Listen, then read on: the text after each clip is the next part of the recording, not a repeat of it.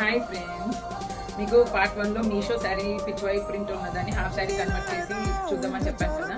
So అదైతే ready అయిపోయింది half శారీకి.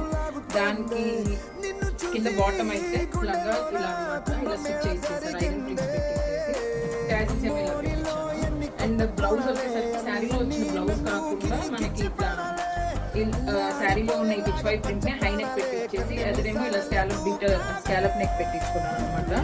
సో ఈ రెండింటిని ఇలా బాండిని ప్రింటెడ్ ఉన్న దుపట్టాతో అయితే పేరప్ చేస్తున్నాను. ఇది పేరప్ చేసే కలర్ కూడా చెప్తాను.